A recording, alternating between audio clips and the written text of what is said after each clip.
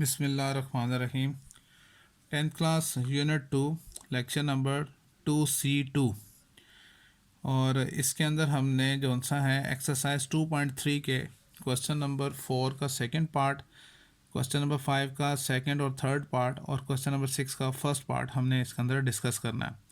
जैसे कि question number 4 का सेकंड पार्ट हमने यहाँ पे लिखा है कि डिफाइंड पी, हमने पी की वैल्यू फाइंड करनी है और उसने कंडीशन क्या बताई है, the roots of the equation X square plus 3x plus P minus 2 equal to 0 differ by 2। ये क्या है, डिफ़र बाय 2 है। वो जो रूट्स हैं इक्वेशन के, वो रूट्स की उनकी बात कर रहा है कि वो डिफ़र बाय 2 है।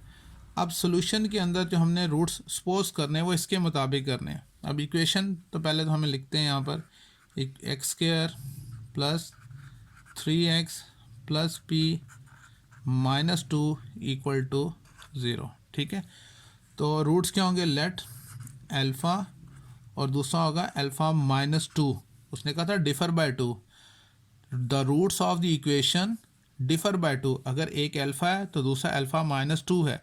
पार्ट 1 में उसने बात की थी डिफ़र बाय यूनिटी, तो एक अल्फ़ा होगा तो दूसरा alpha minus 1, unity stands for 1। तो इस पार्ट में उसने कहा है the roots of the equation differ by 2 mean alpha और alpha minus 2 be the roots of the equation, be the roots of the equation. ये इक्वेशन के रूट्स हैं। ठीक है, एक अल्फ़ा और दूसरा अल्फ़ा माइनस 2।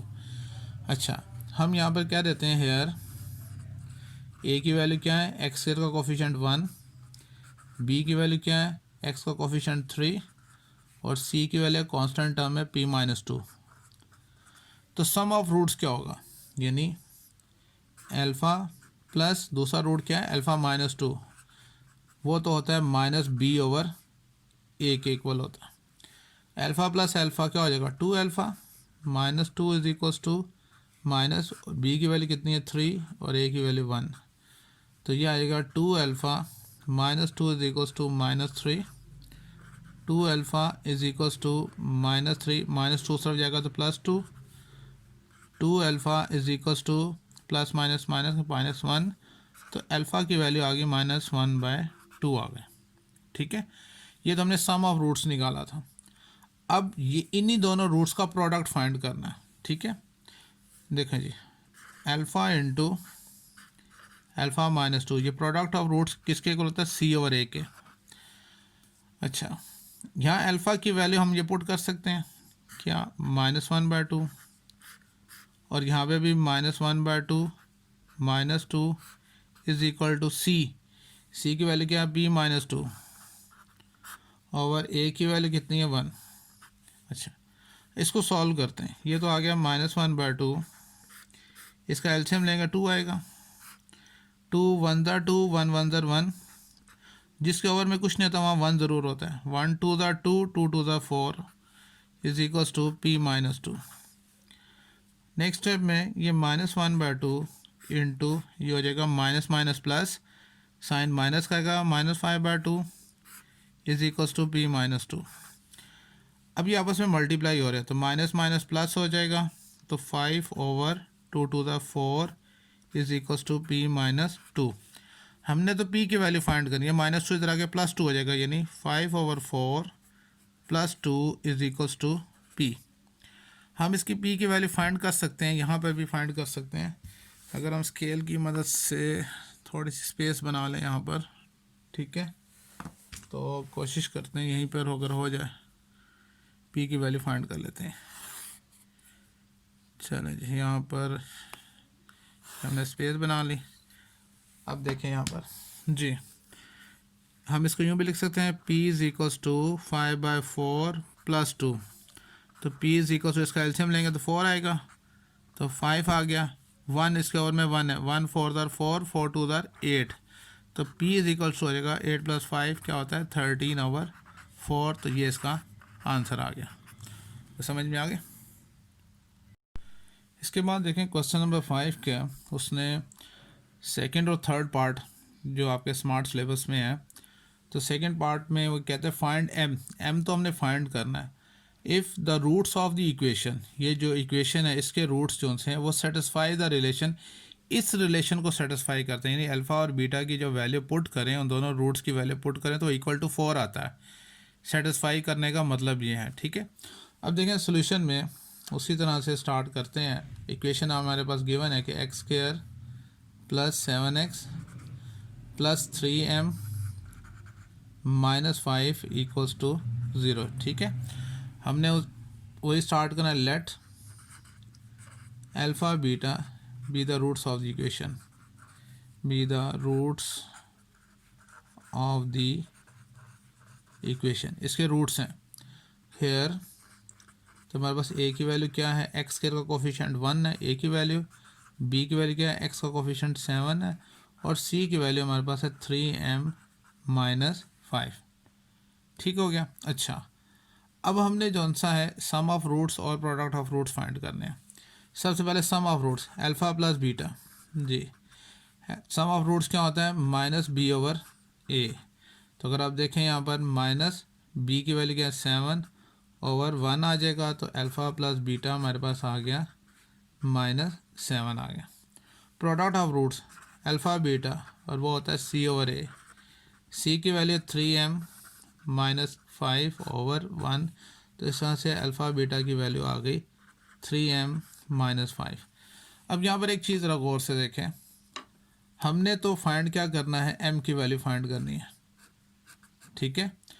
और हमने सम ऑफ रूट्स निकाल के देखा ये, तो इसमें आपको जौन सा है कोई भी m नज़र नहीं आ रहा, लेकिन प्रोडक्ट ऑफ रूट्स में देखते हैं तो वहाँ पर m मौजूद है। इसका मतलब ये है प्रोडक्ट ऑफ रूट से m की वैल्यू फाइंड करनी है, जिसकी वैल्यू हमसे कहा गया कि ये वैल्यू फाइंड करें, ठीक है। अब ये कैसे फाइंड होगी, हमें अल्फ़ा की वैल्यू भी पता हो, बीटा की वैल्यू भी पता हो, दोनों की वैल्यू यहाँ पुट करेंगे तो m की वैल्यू आएगी, ठीक है। तो हम क्या करेंगे, हम जौन सा है जो गिवन रिलेशन जो उसने सेटिस्फाई कहा है इसकी मदद लेंगे। यहाँ से फ्रॉम इक्वेशन वन, इससे हमने क्या करना है, किसी एक रूट की वैल्यू निकाल लेते हैं, यानी alpha plus beta equal to -7 है, तो बीटा किसके इक्वल होगा, -7 माइनस अल्फ़ा के, ठीक है। और इसको हम इक्वेशन 3 का नाम दे देते हैं। इस बीटा की वैल्यू को हमने जो रिलेशन गिवन होगा वहाँ पे पुट करना है। गिवन रिलेशन क्या है हमारे पास, गिवन रिलेशन जो सा दिया हुआ है वो है 3 alpha minus 2 beta is equals to 4। Beta की वैल्यू हमने यहाँ पे पुट करनी है, तो अल्फ़ा की वैल्यू आ जाएगी, जैसे 3 अल्फ़ा माइनस 2 बीटा, बीटा की जगह क्या आ जाएगा, -7 minus alpha is equals to 4। 3 alpha -2 multiply minus minus plus 2 7 14 minus minus plus 2 alpha is equals to 4। 3 alpha plus 2 alpha 5 alpha plus 14 is equals to 4। 5 alpha is equals to 4 minus 14 हो जाएगा, और 5 alpha is equals to -10। 5 multiply हो रहा है, सो जाके क्या हो जाएगा, डिवाइड हो जाएगा, तो क्या आ जाएगा, अल्फ़ा इज इक्वल्स टू -2 आ जाएगा, ठीक है, -2 आ जाएगा। 5 अंदर 5, 5 अंदर 5 और 5 टू द 10। तो ये जो सा है अल्फ़ा की वैल्यू हमारे पास आ गई जो हमें रिक्वायर्ड थी, और अल्फ़ा की वैल्यू क्या है, -2, ठीक है। अब हमने अल्फ़ा की वैल्यू पुट करनी है इक्वेशन 3 में, तो यहाँ पे स्पेस बना लेते हैं,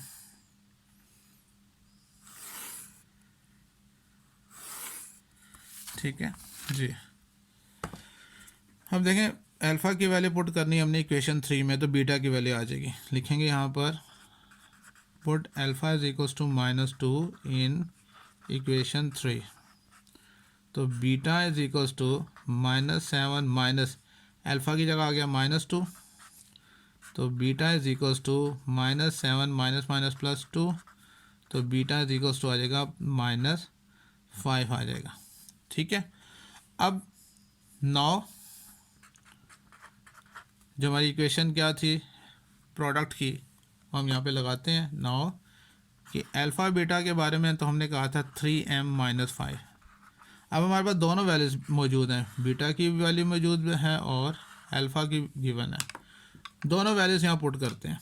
अल्फ़ा की जगह क्या आ जाएगा -2, बीटा की जगह आ जाएगा -5 is equals to 3m -5, minus minus plus 5 to the 10, 3m -5, 10 plus 5 is equals to 3m, 15 is equals to 3m, और 15 को 3 से डिवाइड करेगा तो m की वैल्यू 3 5 15, 5 जो सा है वो इस तरह से इसका आंसर निकला है m का।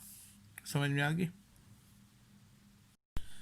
उसके बाद देखें क्वेश्चन नंबर 5 का थर्ड पार्ट, वो भी सेम बिल्कुल वैसे क्वेश्चन नंबर 2 की कॉपी है, सेम वैसे ही हमने अगेन m की वैल्यू फाइंड करनी है और रूट्स ऑफ द इक्वेशन हैं वो इसको सेटिस्फाई करते हैं। उसी तरह से हम क्या करेंगे, हमारे पास इक्वेशन जो गिवन है 3x² - 2x + 7m + 2 = 0, ठीक है। रूट्स पहले कहते हैं let alpha beta be the roots of the equation, ठीक है। इसके रूट्स हैं तो हेयर यहाँ पर ए की वैल्यू हमारे पास क्या है, एक्स का कोफिशिएंट 3, बी की वैल्यू हमारे पास क्या है, एक्स का कोफिशिएंट -2, और सी की वैल्यू हमारे पास है 7m + 2, ठीक है। सबसे पहले सम ऑफ रूट्स, तो अल्फ़ा प्लस बीटा हम जानते हैं क्या होता है, -b/a होता है। माइनस ये आ गया, b की वैल्यू -2 और a की वैल्यू है 3, तो इस तरह से अल्फ़ा प्लस बीटा हमारे पास बन गया 2/3, ठीक है। सम ऑफ रूट्स के बाद product of roots alpha beta वो इक्वल टू होता है c/a, तो c की वैल्यू हमारे पास 7m + 2 और a की वैल्यू हमारे पास क्या है 3 है, ठीक है। तो हमारे पास आ गया 7m + 2/3, ठीक है। इस तरह से हमने सम ऑफ रूट्स भी फाइंड कर लिया और प्रोडक्ट ऑफ रूट्स भी फाइंड कर लिया, ठीक है। अच्छा, अब देखें हमने तो फाइंड करनी m की वैल्यू, और m जो सा वो प्रोडक्ट ऑफ रूट्स में है, तो सेम इसका मतलब है हमें अल्फ़ा की वैल्यू भी चाहिए और बीटा की वैल्यू भी चाहिए। तो इस तरह से हम m की वैल्यू यहाँ से निकाल सकते हैं, क्योंकि सम ऑफ रूट्स में ऐसा नहीं है। तो हम इनको नाम दे देते हैं। उसी तरह से हमने इस इक्वेशन 1 का नाम दिया, इसको इक्वेशन 2 का नाम दिया। अगेन फ्रॉम इक्वेशन 1 यहाँ से किसी एक रूट की वैल्यू निकालनी हमने, तो फ्रॉम इक्वेशन 1, ठीक है। और इक्वेशन 1 हमारे पास क्या है कि alpha plus beta is equals to 2/3, तो बीटा इज इक्वल्स हम लिख देते हैं 2/3 माइनस अल्फ़ा, इसको इक्वेशन 3 का नाम देते हैं। अब इस बीटा की वैल्यू हमने पुट करनी है इस गिवन इक्वेशन में, जिसके बारे में उसने पहले से बता दिया that roots are satisfy the relation, इस रिलेशन को सेटिस्फाई करते हैं। तो गिवन कौन सी है, गिवन रिलेशन,